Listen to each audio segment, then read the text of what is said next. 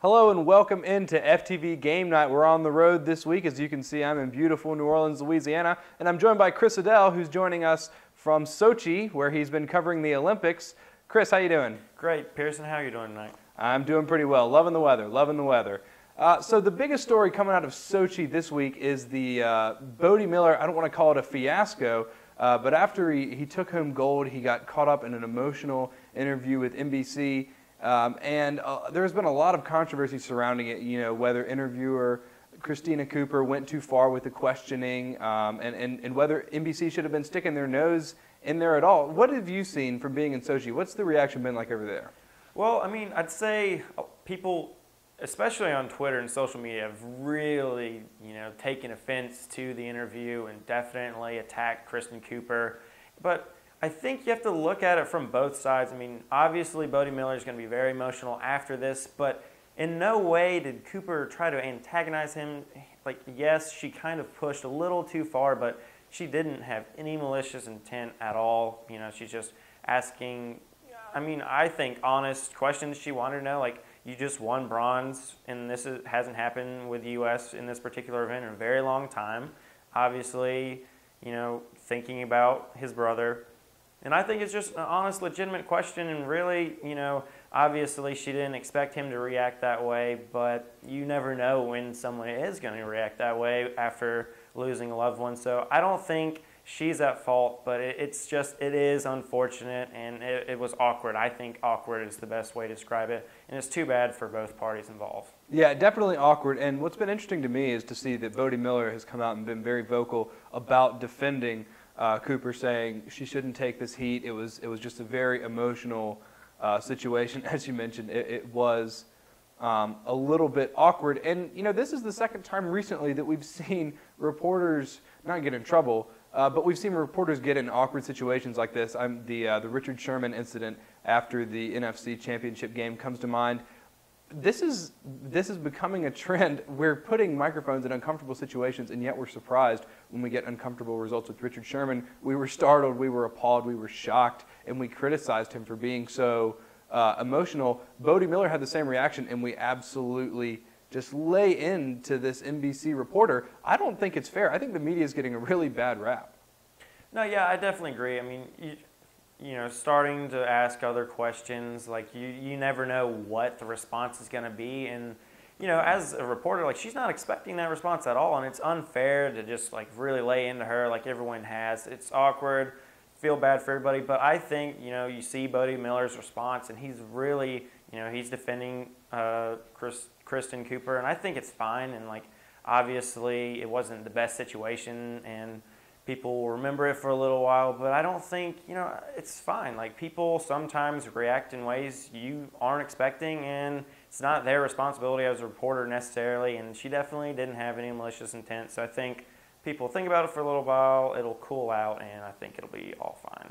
Now, one thing that we've heard over here, and you can maybe verify this for us, but this was apparently the third interview that Miller had done after the event. And it was not until he had spoken with German and I think Swiss television that he was approached by NBC, at which point he had already become emotional, and the question about his brother had already come up. Chris, can you verify this for us? Yeah, that's definitely what happened. I mean, he had already been speaking about it, and then she asked the question. And you could see from the interview that he was getting a little emotional. You could see him tear up a bit. But then it wasn't until she pushed probably 2 or 3 questions in for him, to double over and really cut the interview off, and then Cooper, didn't push any further than that. It was just like, I'm sorry, walked away, and, like, left it at that.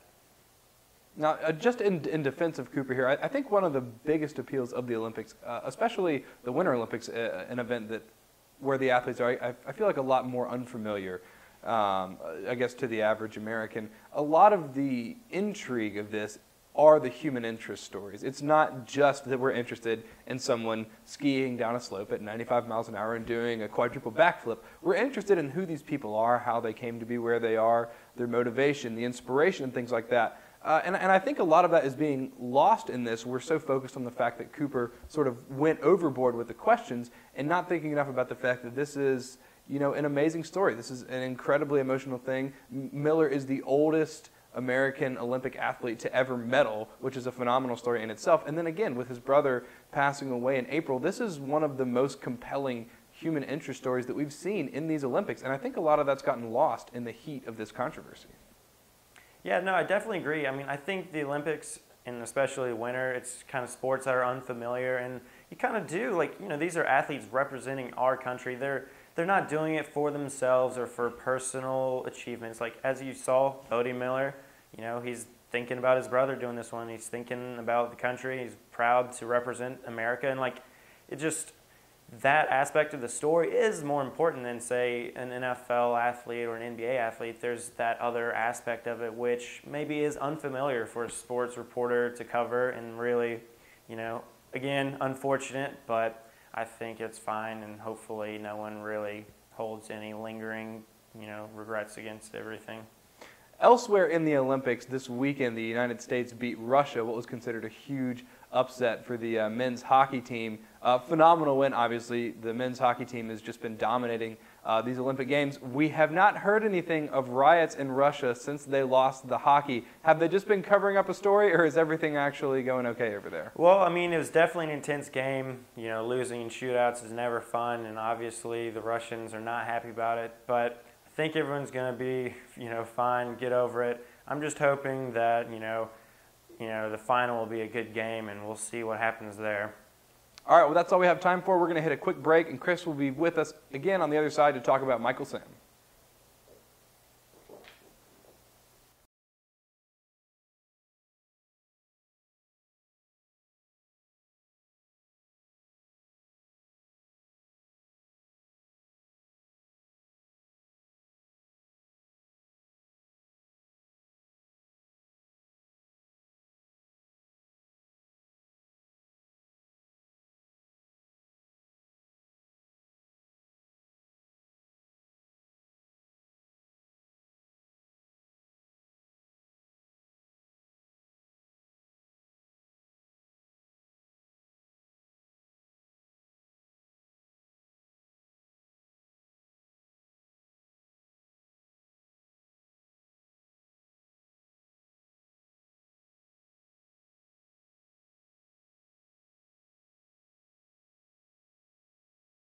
Hello and welcome back into FTV Game Night. Joined now live by Chris Edel, who's at the Sochi Olympics. Chris, how you doing? Great. Pearson, how are you doing tonight? Doing pretty well. So a survey recently came out in light of all of this Michael Sam news that's come to light about whether or not NFL players would feel comfortable having a homosexual teammate in the locker room. And 86% in some, they interviewed 40 players, I think, and 86% of them said that they would be okay having a homosexual teammate in the locker room. Chris, what does this mean for you?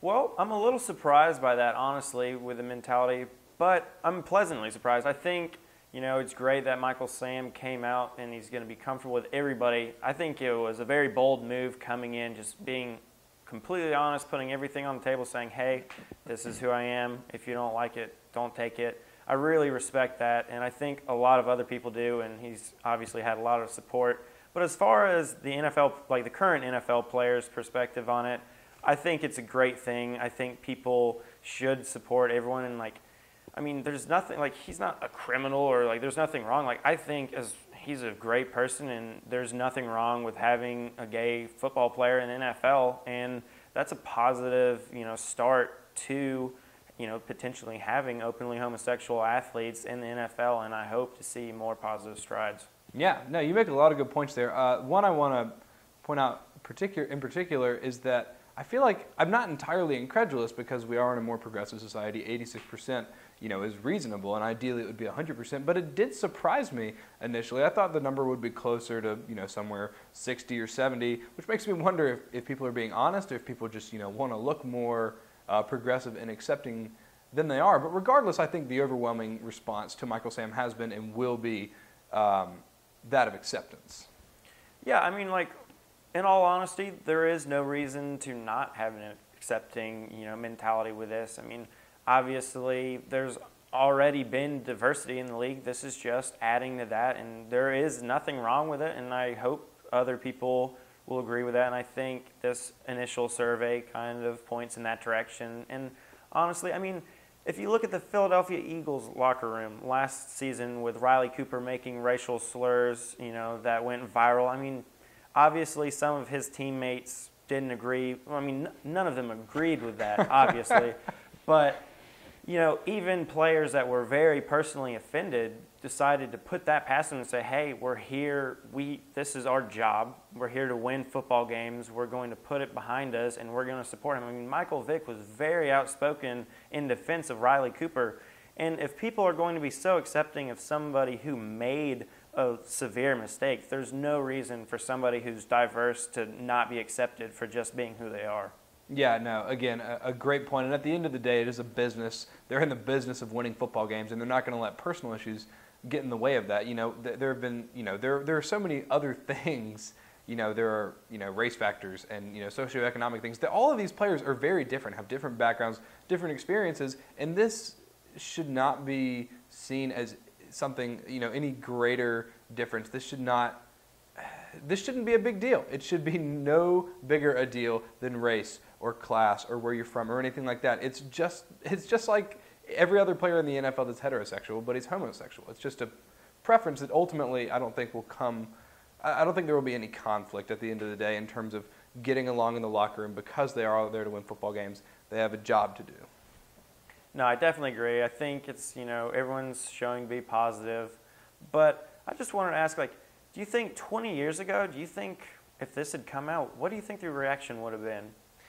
I can say with some degree of certainty that it would not have been as readily accepted. And again, you still see there's a 14% holdout, and I don't even know if that's an honest representation or if that's just, people sort of saying what people want to hear. Because there's still a lot of people that aren't going to be okay with it, whether they be actual guys in the NFL or fans or, just people around the league. But I still don't think it would overwhelmingly have been or have had as positive a reaction as this has. No, I definitely agree with you. And I do also think there will be many fans around the league who aren't as accepting.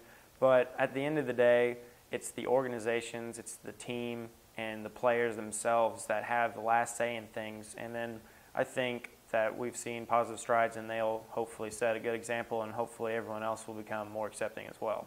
One of the biggest questions I had when this story came out is, I wonder how many, because I'm almost certain that there are, just if you just look at the numbers, the probability of it, I wonder how many other players in the NFL are homosexual and just haven't been as open or as public about it as Sam, and if this will be a catalyst for, where you start to see other guys coming out, or if it's still in the stage where people were going to be tentative to do that. Obviously, Sam may have set something in motion, but how long do you think it'll be before there won't be any, hesitation there? I don't know about how long it'll take for no hesitation. I think that's obviously a very hard, decision to come out like that. And also, you've only seen one NFL player. But if you think Michael Sam, is he going to be a catalyst? Yes. I mean, look at Jason Collins in the last year or so. He started it. Michael Sam is the next. And I don't know how many, obviously, we'll see. But I think we'll start seeing, a trickle effect, and maybe one day everybody that wishes to make that statement will feel 100% comfortable with it. Yeah, and this is such a. I know I emphasize that this doesn't really need to be a big deal, but it really is a big deal. People obviously drawing the comparisons with Jackie Robinson breaking the race barrier in baseball. Is this that big?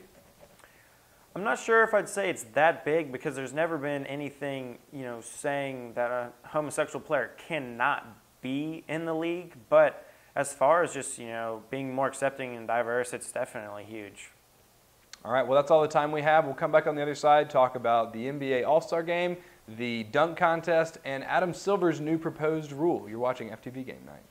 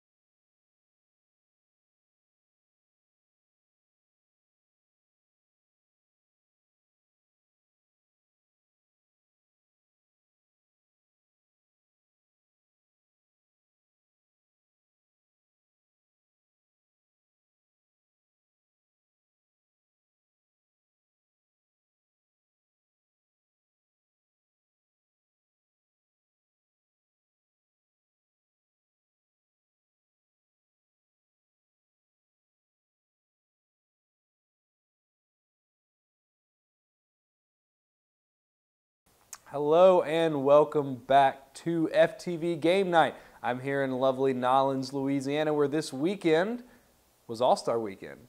New dunk contest, the highest scoring All-Star game that we've ever seen. A lot of drama unfolding this weekend. Chris, did you get any time to watch it?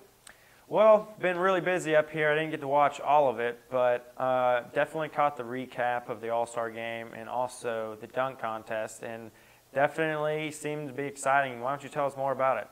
Well, the dunk contest, I thought it was fun watching it here because it wasn't really any different than than it has been in years past watching it live.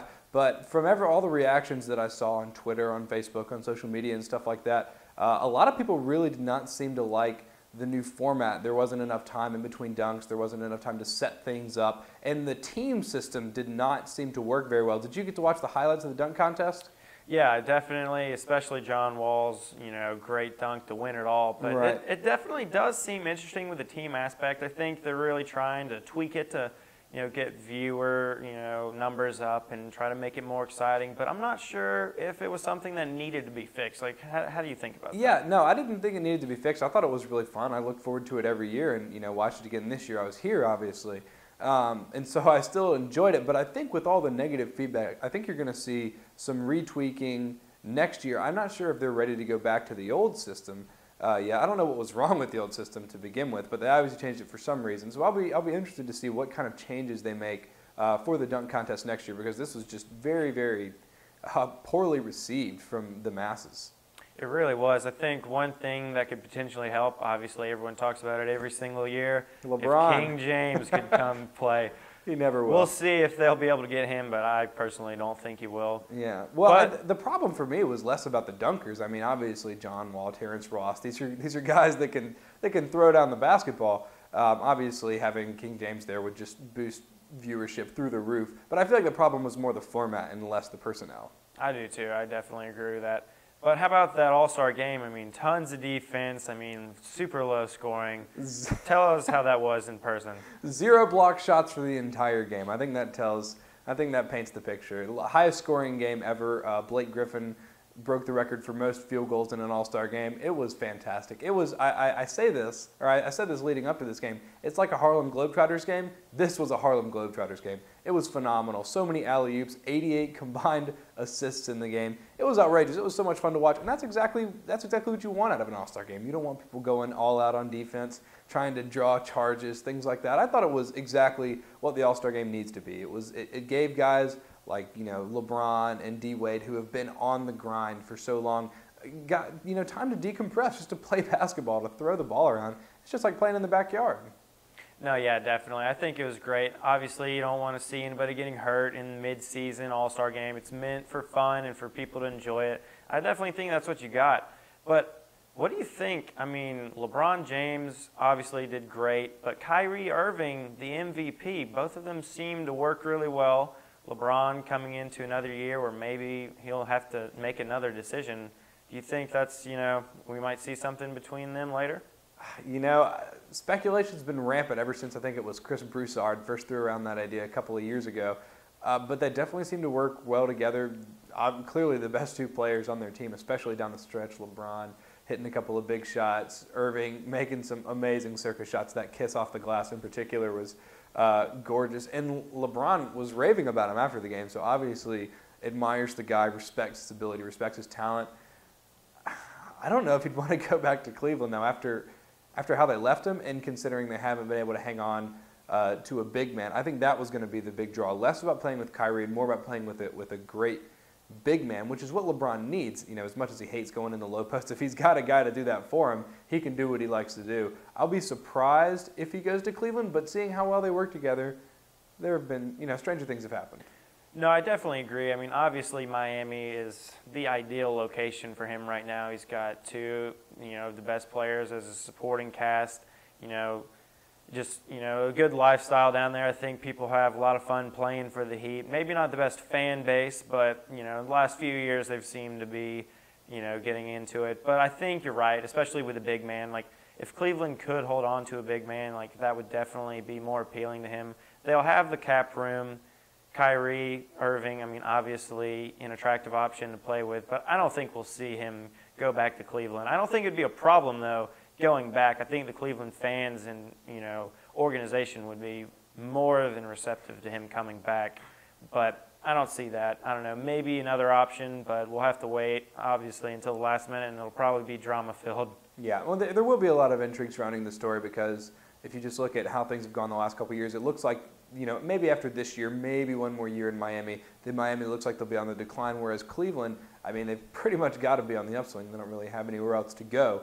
And so is LeBron going to stay in Miami and let Spo and that front office put some more pieces around him or go to another up-and-coming kind of franchise? It'll be interesting to see that play out. Other big story out of this weekend, new commissioner Adam Silver has proposed raising the minimum age of NBA players from 19 to 20. What do you think about this, Chris? I love it. I think this would be great for not only the NBA, college basketball itself, but the players. I mean, you see so many players come in with a mentality of one and done. I'm coming to Kentucky. I don't really care other than to show off this year, and I'm going to the NBA. I think as a player, it'll help them have a better attitude in college, have that team chemistry, really care about the school and your alma mater. I mean, I think that's an important aspect, that being one and done, you just use college basketball to go to the NBA. And also, a lot of players that are one and done, they don't pan out in the NBA. And also, I mean, you see this year, Andrew Wiggins, Jabari Parker, everyone's talking at the beginning of the season saying they're the NBA's next best thing. I mean, move over LeBron, KD, in 10 years they'll be the best. But midway through, you don't really feel the same way. So I think this is a great rule that should be approved, and I hope that it does. Yeah, I agree. Great all around, great for college basketball, great for the NBA. I think that college basketball has gotten worse ever since they introduced the one-and-done deal. I used to watch a lot of college basketball. I don't as much anymore, and part of it's because it's just not as good. It's not as enjoyable. I think that college basketball needs to go with you can go straight from high school or you need to stay 3 years. And I think this is a good step in that direction, having guys basically requiring guys to play 2 years in college. Like you said, teams will be better. You'll have guys that'll be staying around for 2 years learning. I mean, you still have to remember these are still kids, so they're still going to be learning the game. They're going to care more about the school.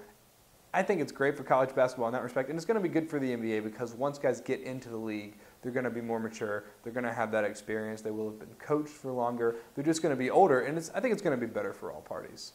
All right, well, that's all the time we have. That's all we have time for. Chris, thank you so much for taking time out of your busy schedule up there in Sochi to join us. You're definitely welcome. It's cold up here, but I'm definitely glad to be here and talking with you and excited for the next show. All right, well, we'll have you on again soon. Appreciate you being with us. That's all we have time for. Thanks for tuning in, and join us next Tuesday, same time, same place. And then a week from that is spring break.